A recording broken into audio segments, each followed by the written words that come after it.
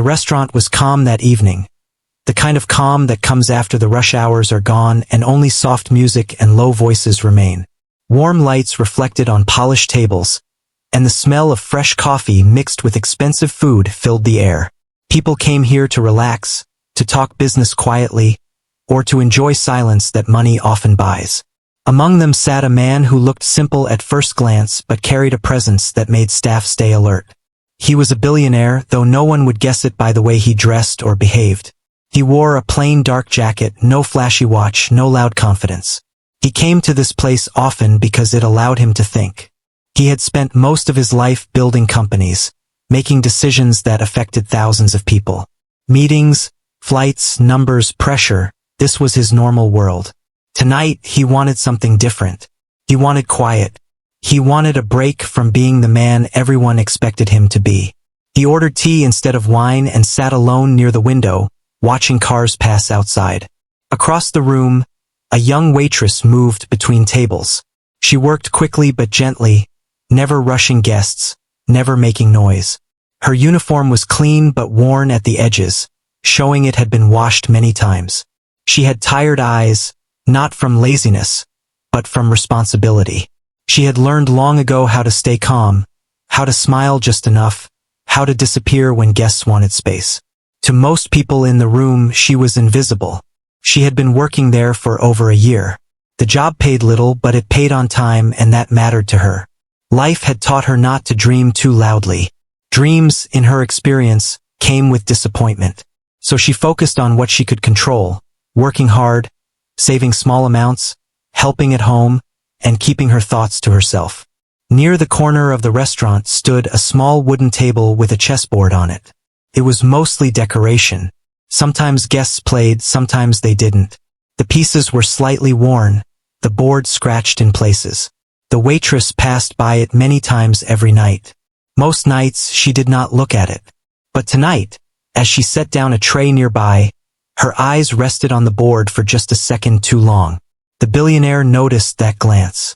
It was brief, but it was not empty. Carried focus, recognition, maybe even memory. He had played chess since childhood. For him, chess was not just a game, it was a way to think. Strategy, patience, timing. These were things that had helped him succeed in life. Seeing someone look at the board that way caught his attention. He watched her move away, then returned to another table. She did her work like always, calm and professional. Still, his mind stayed on that moment. He wondered why a waitress in a place like this would look at a chessboard with such interest. Most people saw it as decoration or a hobby. That look suggested something deeper. When she came to his table to refill his tea, he looked up and smiled politely.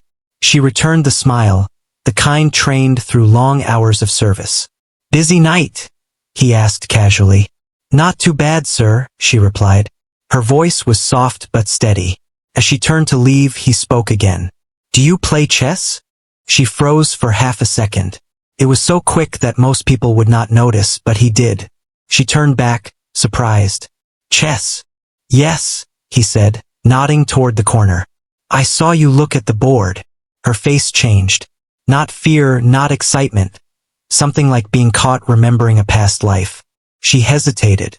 In her world, honesty could sometimes bring trouble. "A little," she said carefully. "Just for fun." He smiled wider. "Would you like to play a game?" Her eyes widened.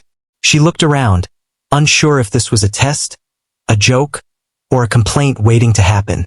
Guests sometimes played strange games with staff. She had learned to be cautious. "I'm working," she said quickly. "I shouldn't." "It's quiet," he replied. "And it's just one game. No pressure." She stood there, heart beating faster than she liked. Playing chess here with a guest like him felt risky. If her manager saw, it could cause problems. But something else pulled at her too. She had not touched a real board in years. "I'm not very good," she said, trying one last time to step away. "That's fine," he said. "Neither am I. It's just for fun." The way he said it felt honest. No teasing. No power in his voice. Just curiosity. She looked toward the counter. Her manager was busy with paperwork. The room was calm. After a long second, she nodded. Okay, just one game. They moved to the chess table. A few guests noticed but said nothing. To them, it looked like a rich man amusing himself by playing a simple game with a waitress. No one expected anything more. She sat down slowly, hands resting in her lap. He gestured for her to take the white pieces. She hesitated, then accepted. The pieces felt familiar under her fingers, like meeting an old friend. She took a deep breath. "Ready?" he asked. "Yes," she said. He made the first move confidently, relaxed in his chair. She watched the board carefully, not just the piece, but the idea behind it. For a moment, the noise of the restaurant faded. There was only the board, the pattern, the silent language she had learned long ago. She responded without rush. Her move was simple but precise. The billionaire raised his eyebrows slightly. Interesting, he thought. Still, he smiled and continued, playing the way he always did, safe, controlled, expecting a slow win. As the game went on, something strange happened. He began to feel unsettled. Not because he was losing yet, but because her moves were thoughtful. She wasn't reacting. She was planning. Each piece worked with another. There was no panic, no wasted motion. She, on the other hand, felt calm. This was the only place she ever felt fully present. The board did not care about money, jobs, or background. It only cared about choices. A few minutes passed. One guest leaned closer. Then another.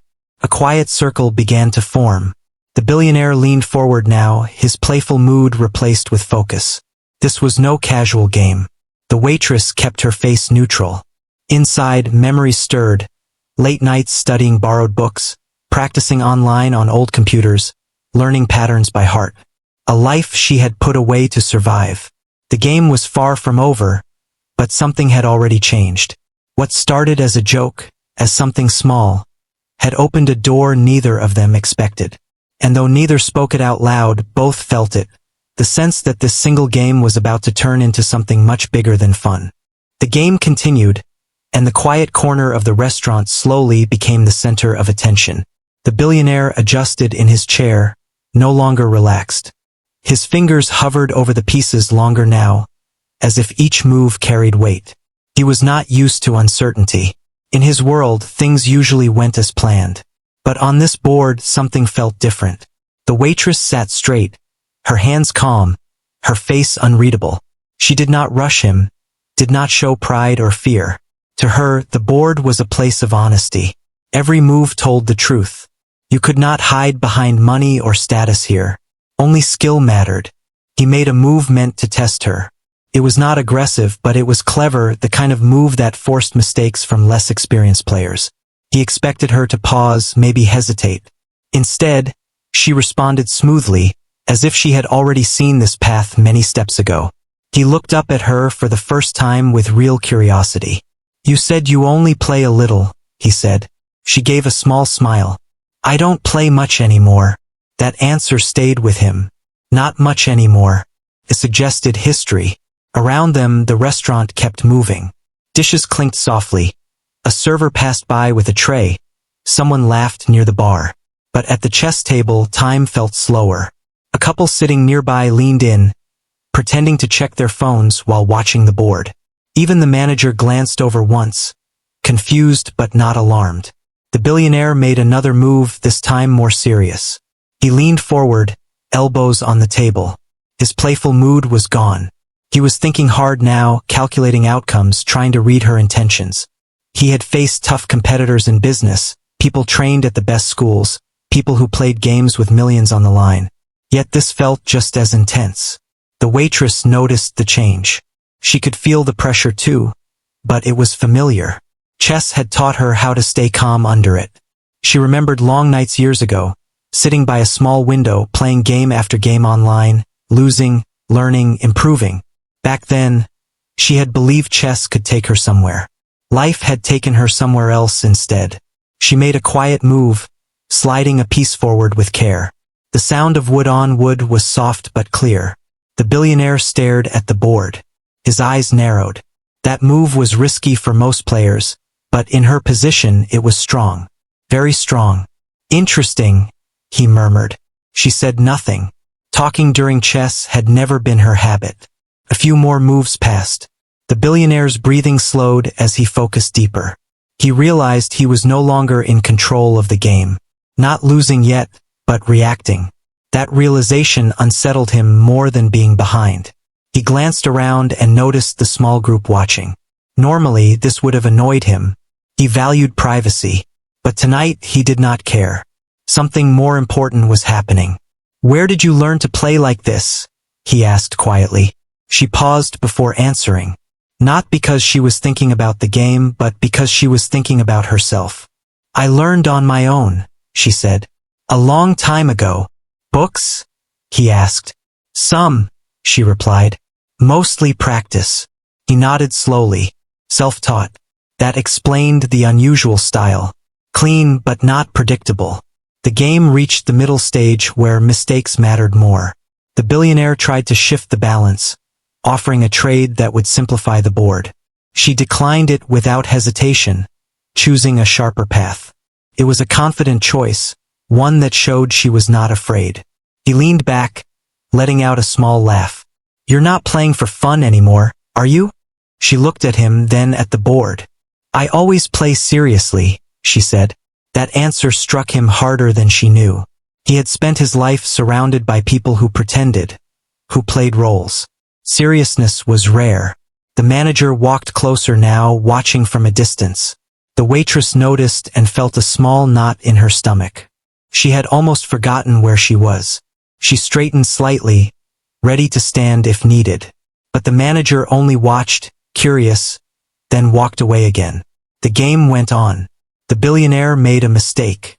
It was small, the kind many would miss. But she saw it instantly. Her hand moved before doubt could catch her.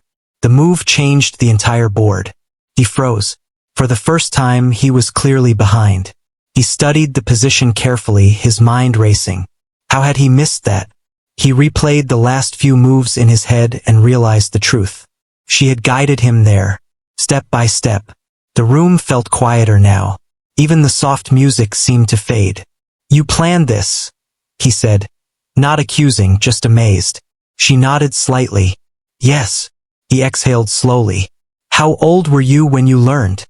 "Very young," she said. "I had a lot of time then." He did not ask why she no longer had that time.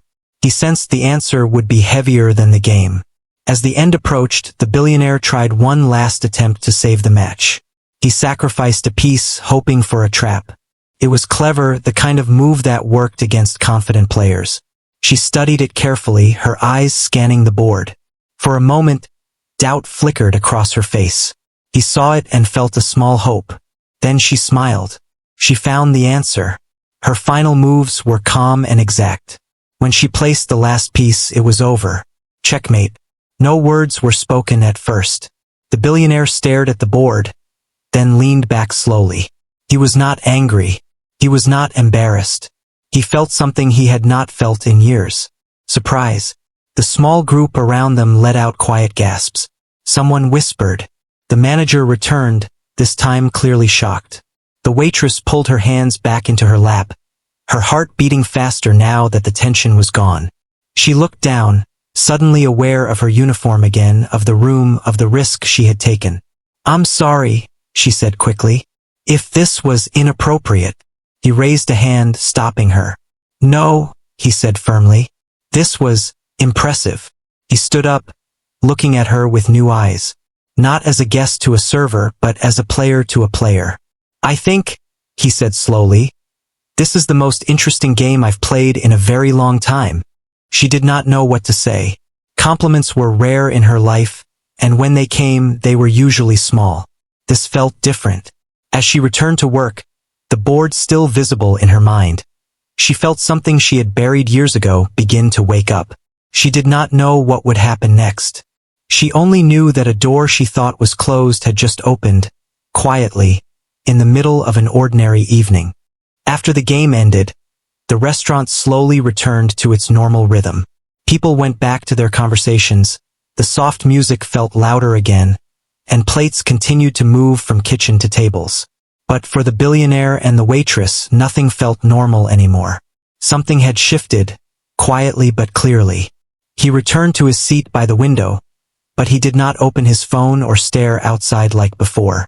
His thoughts were fixed on the chessboard and the young woman who had just defeated him with calm confidence. He replayed the game in his mind, move by move. The more he thought about it, the more impressed he became. That was not luck. That was deep understanding.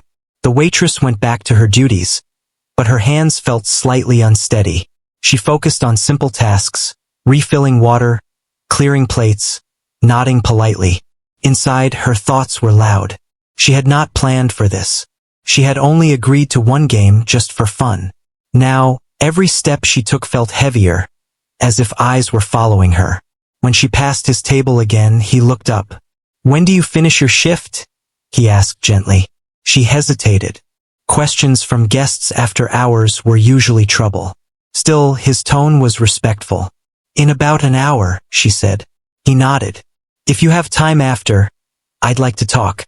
Only if you're comfortable." She studied his face. There was no demand there, no sense of control. Just interest. "Okay," she said. For a little while, the rest of the hour passed slowly for her. Each minute stretched.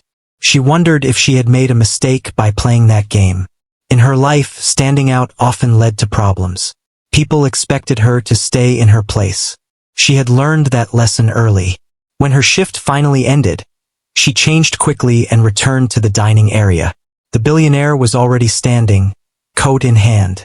"There's a quiet cafe across the street," he said. "We can sit there." She agreed, keeping a careful distance as they walked. Outside, the air was cool and fresh. The city moved around them, unaware of the small but important conversation about to happen. They sat across from each other with simple cups of coffee. For a moment, neither spoke. Then he broke the silence. "You're not just good at chess," he said. "You're exceptional." She looked down at her cup. "It's just something I used to do." "That kind of skill doesn't disappear," he replied. "It only gets buried." Her fingers tightened slightly around the cup. "Life gets in the way." He nodded, understanding more than she expected. "It does. But talent like yours deserves space." She finally looked up at him. "What do you want from me?" she asked honestly. He smiled softly. "Nothing. I'm just curious about your story." She took a deep breath. She had not shared her story with anyone like this before. Still, something about him felt safe. So she began. She spoke of growing up in a small home where money was always tight, of finding an old chess book at a second-hand shop and becoming obsessed, of playing online for hours, learning patterns, studying games late into the night. Chess had been her escape, her dream. She had even won small online competitions, enough to believe she might go further. But then, she said quietly, things changed. Family responsibilities grew. Bills piled up. Dreams felt selfish. Chess became something she loved in silence. Eventually, even that felt like a luxury she could not afford. The billionaire listened without interrupting. No advice. No judgment. When she finished, he leaned back and sighed. "I've met many people who had opportunities," he said. "Very few who had this level of raw ability without support." She shook her head. "Ability doesn't matter if you can't use it. Unless someone helps open the door," he replied. Her heart skipped. "I don't want charity," she said quickly. "I don't want favors." "I wouldn't offer that," he said. "I respect skill too much." He explained that he supported several educational programs, not as donations but as investments in potential. He spoke about mentors, training, and chances that people often missed simply because they were born into the wrong situation. "I think you deserve to be seen," he said. The words hit her harder than she expected. Seen. For most of her life, she had worked hard to be invisible. She sat in silence for a long moment. "What would that even look like?" she asked. "That depends on what you want," he replied. "Professional coaching, competitive play, or even teaching. There are many paths." She laughed softly, almost sadly. "You make it sound simple." "It isn't," he admitted. "But it's possible." They talked until the cafe began to close. When they stood to leave, he handed her a simple card. "Think about it," he said. "No pressure. If you decide you want to explore this, reach out. She took the card, unsure what it represented, hope or risk. That night, she lay awake in her small room, staring at the ceiling. Memories flooded back. Chess puzzles, wins, losses, dreams she had folded away neatly to survive. She wondered what her life might have been if things were different. The next days were restless. She went to work as usual, but her focus drifted. Every time she passed the chessboard, her heart stirred. The billionaire returned once, but they did not speak much. He respected her space. Finally, after many sleepless nights, she sent a simple message. "I want to try." The reply came quickly. "So do I." They met again, this time in a quiet office space. He introduced her to a coach, someone experienced but humble. The coach watched her play one game and went silent. "Where has she been hiding?" the coach asked. She felt her face warm. Hiding had never been her choice. Training began slowly. Early mornings, long sessions, mistakes corrected without harshness. For the first time in years, she felt challenged in the way she loved. Tired but alive. Still, doubt followed her. She worried she was too old, too late, too far behind. Some nights, fear returned, whispering that this would all disappear. The billionaire noticed her hesitation. "You don't have to prove anything to me," he told her one evening. "Only to yourself." Those words stayed with her. As weeks passed, small victories came. Improved rankings, quiet praise, confidence returning piece by piece. She was no longer just a waitress who once played a game. She was becoming herself again. And though the road ahead was still uncertain, one thing was clear. That single game had not only changed how someone saw her, it had changed how she saw herself. The weeks that followed were some of the hardest and most confusing of her life. Training brought back the joy she had forgotten, but it also brought fear. Each session pushed her limits. Each correction reminded her how much she still had to learn. Some days she left feeling proud. Other days she went home feeling small again, wondering if she truly belonged in this world. Her daily life had changed, but not completely. She still worked at the restaurant. She still wore the same uniform and stood on her feet for hours. But now, when she cleared tables, her mind replayed positions and patterns. The chessboard lived inside her thoughts. Guests noticed she seemed quieter, more distant, as if part of her was somewhere else. The billionaire checked in often, but never hovered. He understood pressure. He knew too much attention could crush confidence. Instead, he watched from a distance, stepping in only when she doubted herself too deeply. "You don't need to be perfect," he told her once. "You just need to keep moving forward." She nodded, but fear did not leave so easily. Her first small competition came quietly. No big audience, no cameras, just a rented hall with rows of tables and serious faces. Walking in that morning, her stomach twisted. Everyone else looked prepared, confident, as if they belonged there naturally. She sat at her board and took a deep breath. The sound of clocks clicking felt loud. Her hands shook slightly as she made her first move. The game was not easy. Her opponent pushed her hard, testing her patience. Halfway through, she made a mistake and felt panic rise. Old thoughts returned. "You don't belong here. You should never have tried." Then she remembered the restaurant, the quiet table, the calm she had felt that night. She slowed down. She focused. She lost that first game. Walking outside afterward, tears filled her eyes. She felt foolish for believing one game could change her life. The billionaire waited nearby but did not speak right away. He let her feel the moment. "I failed," she said finally. "No," he replied gently. "You learned." She did not fully believe him then, but she kept going. The next game went better. Then the next. She did not win everything, but she improved. Slowly, her confidence began to return. Not loud confidence, but quiet belief. Word spread in small circles. Coaches whispered about a player who had appeared out of nowhere. Someone with unusual calm and sharp instincts. She stayed away from attention. Fame scared her more than failure.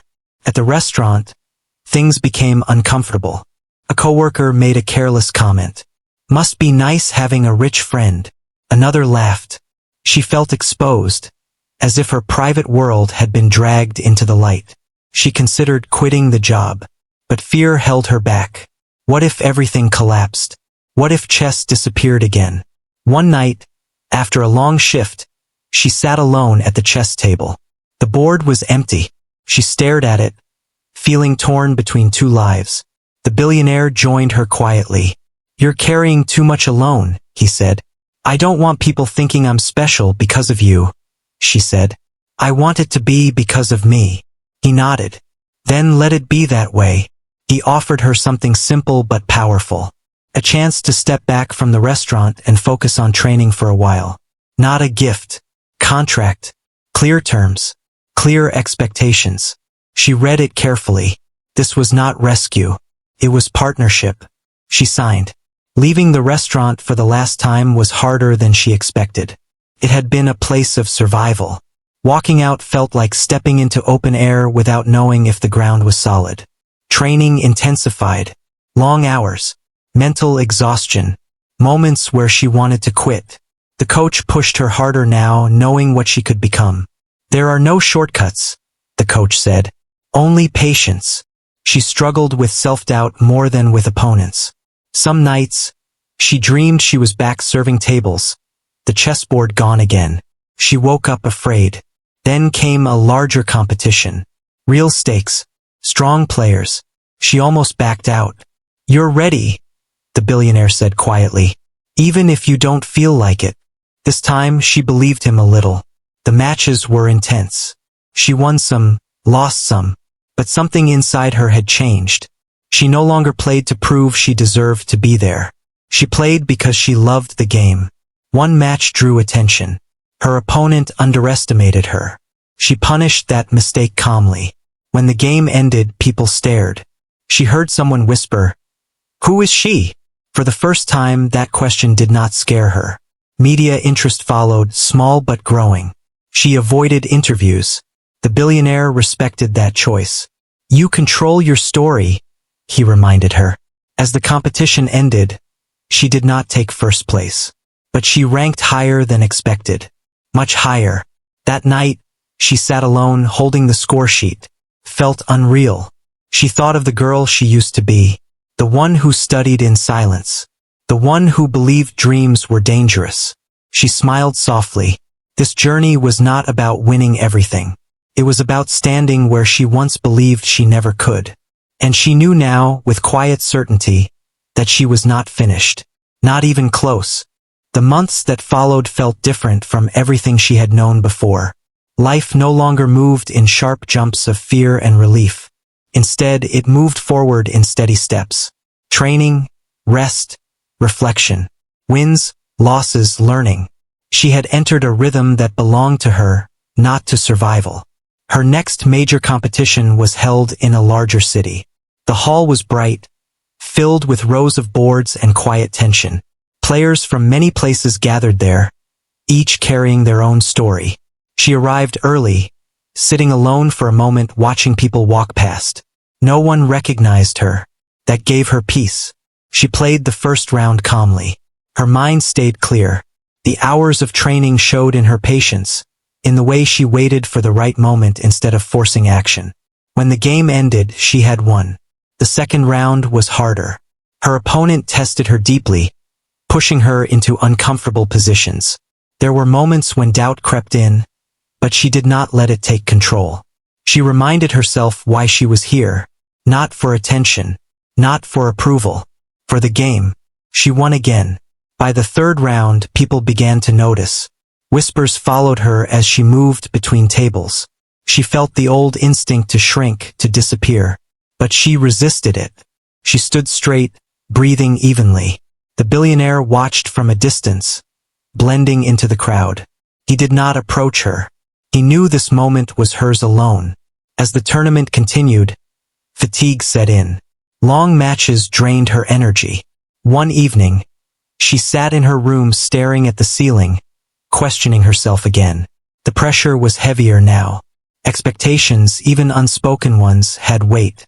She remembered something the coach once said. Pressure means you're standing where growth happens. The next morning, she played one of the strongest players in the event. The game was intense from the start. Every move felt sharp, dangerous. Halfway through, she found herself in a difficult position. Many watching believed she was losing. She closed her eyes for a brief second. Then she saw it. Path hidden inside the chaos.